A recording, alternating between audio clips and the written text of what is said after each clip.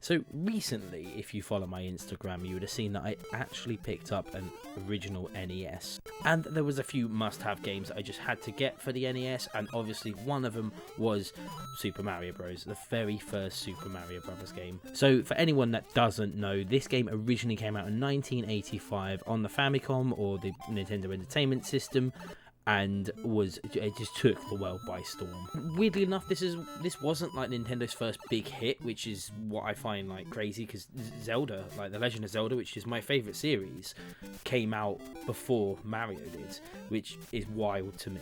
Now, I'm not going to go into the history of how Mario came to be and everything like that. There's thousands of videos on YouTube that do it far better than I could, and I don't have the time to do all the research just to go over what other people have already done. But I still think that this game, even though it wasn't my first Mario game was Super Mario World on the SNES, but I think this game has some of the most perfect opening levels. Like, it teaches you everything you need to know. It's the NES controller has 2 buttons and the D-pad, and you can pretty much master this game just on that. The controls are so simple, yet there's such like one of them sort of like easy to learn how to master situations going on here, because the controls are super simple, but there's a lot to them, but there isn't. It's really hard to explain unless you've actually played this game before or played an NES before. And there's like thousands of ways you can play this game now. Like, I'm pretty sure on Switch you can get it. If you get the online for Switch, you get it as an emulator, and I think it's been ported to pretty much every single platform that's ever existed, legally or illegally. But what made the first Mario game so good and so iconic, and that's got to be the amount of secrets that are in this game. Like, I could be completely wrong, but I can't think of any other sort of platformer game that hides as many secrets as the Mario games do.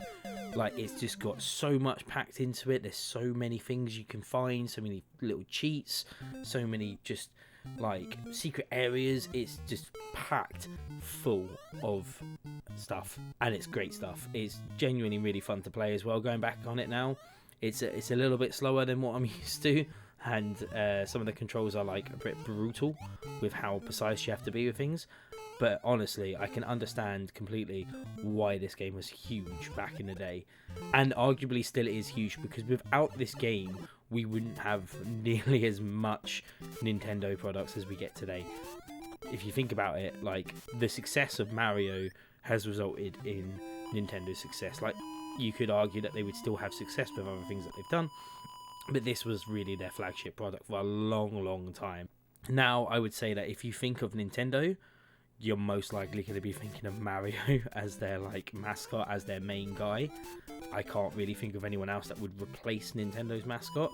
And even during the 90s, during the Super Nintendo and Mega Drive era, you had the whole sort of like mascot battles between like Sonic, Sega, and Nintendo. Now, what I will say is I don't think this is the best sort of 2D retro Mario game. There's another one that I'll go into soon, especially for the NES, but it is a fantastic game, and I feel like everyone should at some point play this game. But yeah, that's everything I'm going to say on it at the moment. It's a nice short video, just me ranting on about Mario. Thank you so much for watching. If you have enjoyed this video, please remember to like the video and subscribe to the channel, because there'll be plenty more retro gaming videos coming out over the next couple of weeks.